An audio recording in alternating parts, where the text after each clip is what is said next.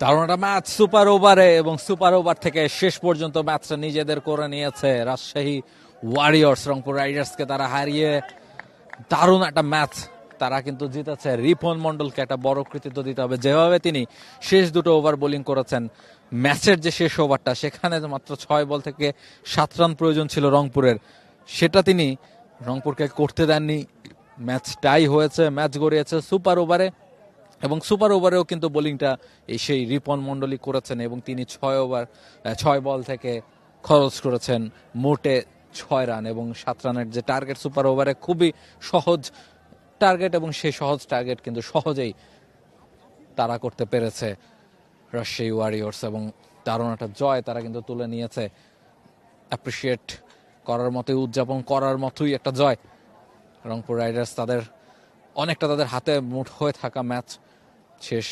4 গুণ শক্তিশালী এনজাইম ও অধিক ফেনা সমৃদ্ধ অরিক্স সিলভার ওয়াশ মাত্র 70 টাকায়। 2 ওভারের আগ পর্যন্ত যদি আপনি কাউকে জিজ্ঞেস করতেন, নিঃসন্দেহে যে কেউই বলতো রংপুর রাইডার্স এই ম্যাচটা জিততে চলেছে। তবে সেখান থেকে ম্যাচে ফিরেছে রাজশাহী। শেষ 2 ওভারে প্রয়োজন ছিল 20 রান, শেষ ওভারে প্রয়োজন ছিল মাত্র 7 রান। সেখান থেকেও ম্যাচ হারলো রংপুর রাইডার্স।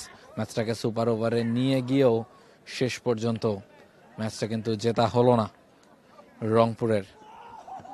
খানিকটা আক্ষেপ নিয়ে তারা এই মুহূর্তে মাঠ ছাড়ছে। আক্ষেপ থাকারই কথা, যেভাবে তারা ম্যাচে খেলছিল তাতে তাদের জয় পাওয়াটাই খুব স্বাভাবিক ছিল। তবে শেষ পর্যন্ত কিন্তু রংপুর ম্যাচের জয়টা তুলে নিতে পারেনি। রিপন মন্ডল, নাহিদ রানা তাদের খুনসুটিটা।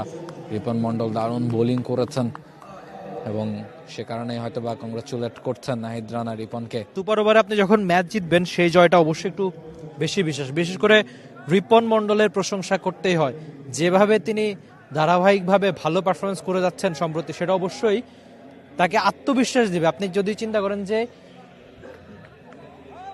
ABPL এর শুরুর দিকে তাকে সেরা একাদশে রাখা হচ্ছিল না, সেখান থেকে তিনি এখন হয়ে গেছেন এবারের BPL অন্যতম সেরা বোলারদের একজন। এই BPLটা নিশ্চয়ই রিপন মন্ডল আলাদাভাবে মনে রাখতেই চাইবেন। যেভাবে তিনি ভালো পারফরমেন্স করছেন, বিশেষ করে সুপার ওভারে যে ধরনের বোলিং দরকার ছিল, সেই কাজটা দারুণভাবেই করছেন। ধীরে ধীরে সময়ের সঙ্গে রিপন মন্ডল যে দারুণ পারফরমেন্স করছেন, যদিও ফ্রেমে আপাতত তানজিদ তামিম যেভাবে তিনি প্রথম বলে বাউন্ডারি হাঁকিয়েছেন, বা শেষ ওভারে তো খুব বেশি সমীকরণ দরকার ছিল না, কিন্তু রাজশাহীর এই হাসি মুখের ছবিগুলোই বলে দিচ্ছে যে তারা দল হিসাবে কতখানি ভালো পারফরমেন্স করেছেন। মুস্তাফিজের সঙ্গে রিপন মন্ডলের আলোচনা চলছে।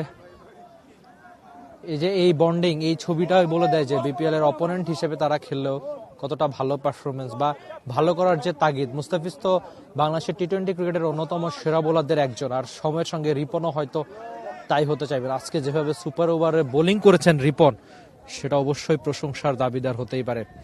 রিপন নিশ্চয়ই এমন ইনিংস মনে রাখতেই চাইবেন অনেকদিন। সুপার ওভারে তার প্ল্যান কি, সেগুলো আমরা ধীরে ধীরে হয়তো শোনার চেষ্টা করব।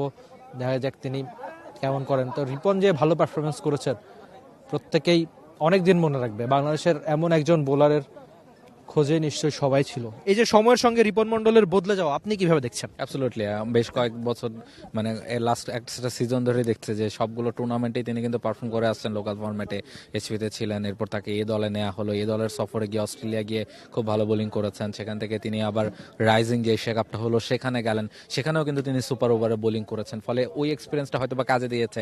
এই টুর্নামেন্টগুলোর মূল উদ্দেশ্যই আসলে সেটা থাকে যে আপনি আপকামিং প্লেয়ার যারা আছে তাদেরকে বিভিন্ন সিচুয়েশনের মধ্যে ফেলা, এবং সেই এক্সপিরিয়েন্সগুলো গেদার করে, এবং সেগুলো যেন পরবর্তীতে তারা টপ লেভেলে কাজে লাগাতে পারে। এবং রিপন মন্ডলের ক্ষেত্রে কিন্তু আজ কিন্তু সেটাই হয়েছে।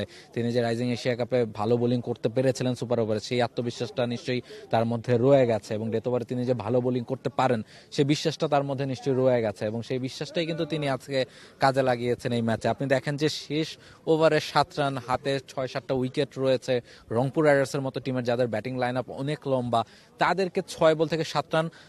বাংলাদেশের লোকাল পেসারদের মধ্যে আমার কাছে মনে হয় ML 85% থেকে 90% বোলার বিশ্বাসই করবেন না যে তারা ম্যাচটা এখান থেকে জেতাতে পারেন। তারা ধরে নেবেন যে ম্যাচ হেরে গেছি, জাস্ট বোলিংটা করা। কিন্তু রিপন মন্ডল সেই বিশ্বাসটা রেখেছেন যে এখান থেকে ম্যাচটা আটকে রাখা সম্ভব, এবং তিনি কিন্তু 6 রান খরচ করেছেন, ম্যাচটা টাই হয়েছে। এবং এরপরে দেখেন সুপার ওভারে গিয়েও তিনি মাত্র 6টা রান করেছেন। কাইল মার্সের মতো ব্যাটার ছিলেন, তাহিদ হৃদয়ের মতো ব্যাটার ছিলেন, খুশদিল শাহ ব্যাটিং করতে নেমেছেন, কেউই আসলে তাকে একটা এবং একের পর এক ইয়র্কার, এবং রিপন মন্ডল একটা পর্যায়ে গিয়ে বলছিলেন যে তিনি আসলে এখন চাইলেই ইয়র্কার করতে পারেন, তার যে এই স্কিলটা যে তিনি রপ্ত করেছেন, ডেথ ওভারে দেখা যাচ্ছে তিনি ওভারে 4টা 5টা ইভেন 6টাই ইয়র্কার করছেন। ফলে বাংলাদেশের একজন পেসারের কাছ থেকে, এই আপকামিং পেসারের কাছ থেকে এই ধরনের বোলিং আসলে খুবই প্রমিজিং। আমার কাছে মনে হয় যে ন্যাশনাল টিমের যারা সিলেক্টর রয়েছেন তারাও হয়তো বা রিপনের দিকে খুব বেশি নজর রাখবেন। ধীরে ধীরে তিনি যেভাবে উঠে আসছেন, সামনে তো ওয়ার্ল্ড কাপ আছে, তারপরে নিশ্চয়ই আরও অনেক খেলা বাংলাদেশের রয়েছে এবং সেই জায়গাটাতে নিশ্চয়ই সিলেক্টরদের একটা চোখ থাকবে রিপন মন্ডলের। অলরেডি তিনি সেটা করে দেখাতে পেরেছেন। রাহুল, ছোট্ট করে জানতে চাই যে যখন তাওহিদ মালানা তাওহিদ হৃদয় ব্যাট করছিল, মানে ক্রিকেট সাংবাদিক সত্তাটাকে একটা পাশে রেখে সমর্থ হিসেবে মনে হচ্ছিল কিনা যে রংপুর রাইডার্স এই ম্যাচ সহজে জিতবে? আপনি যদি ক্রিকেটীয় সেন্স বা যে কোনো দিক থেকেই চিন্তা করেন, সেই দিক থেকে রংপুরের জন্য একটু আক্ষেপের কিনা? অ্যাবসলিউটলি রংপুরের জন্য আক্ষেপ, কারণ ম্যাচের যে কোনো সিচুয়েশন, আমরা কিছুক্ষণ আগেও বলছিলাম যে 18 ওভার পর্যন্ত সেকেন্ড ইনিংসের আপনি ইজিলি যে কেউ বলে দিতে পারতো যে ম্যাচটা রংপুর জিততে চলেছে, কারণ 2 ওভারে 20 রান, হাতে উইকেট রয়েছে খুবই। এবং শেষ ওভারে দেখেন আপনি, আমি 18 ওভার আসলে ভুল বলেছি, যে মানে 19তম ওভারে গিয়েও যে কারোর বলা কথা, ইভেন শেষ 2 বলে গিয়েও 1 রান প্রয়োজন, এবং 2টো উইকেট 2 বলে হারাতে হয়েছে রংপুর রাইডার্সকে। এটা কিন্তু ব্যাটারদের কাছ থেকে যারা ব্যাটিং করেছেন, সিনিয়র ক্রিকেটার নুরুল হাসান সোহান এবং মাহমুদুল্লাহ রিয়াদ, দুজনের ক্ষেত্রে আমাদেরকে আসলে বলতে হবে যে তারা কিন্তু খুব একটা ভালো মাইন্ড সেট আপের পরিচয় তারা দেননি। কারণ যখন আপনার 2 বলে 1 রান প্রয়োজন, এই ধরনের টাইট ম্যাচ আপনি জাস্ট সিঙ্গেল নিয়ে ম্যাচটা বের করে আনবেন, কোনো গ্লোরির জন্য আপনি যাবেন না। সেটা আমরা বাংলাদেশ ক্রিকেট এই ধরনের মানে আহত কিন্তু বহুবার হয়েছে, এবং মাহমুদুল্লাহ রিয়া তো সেই জায়গায় ছিলেন, এবং আরও একবার কিন্তু 1 রান, যদিও তিনি আসলে সিঙ্গেল নেওয়ারই চেষ্টা করেছেন কিন্তু রান আউট হয়ে গেছেন, গ্যাপটা তিনি খুঁজে পাননি। কিন্তু 1 বল থেকে 1 রান শেষ ওভারে এসে সেটাই কিন্তু আসলে ইজিলি করতে পারা উচিত একটা টি-20 ম্যাচে। সেই জায়গাটাতে কিন্তু রংপুর রাইডার্সের টিম ম্যানেজমেন্ট আমার কথা মনে হয় যে আরেকবার তারা নিজেরা ভাববে যে আসলে তাদের ফিনিশিং লাইন আপে যেসব ব্যাটার রয়েছেন বা এই ধরনের সিচুয়েশনে তারা আসলে কাকে এগিয়ে রাখবেন এবং কারা পরবর্তী ম্যাচগুলোতে এই ধরনের সিচুয়েশনে ব্যাটিং করতে যাবেন। আমার মনে হয় যে আরেকবার চিন্তা করার সময় এসেছে রংপুর রাইডার্সের। For more updates, subscribe to our YouTube channel and click on the bell icon. Follow us on Facebook and Instagram. Download T-Sports app to enjoy exciting games and highlights. Visit tsports.com.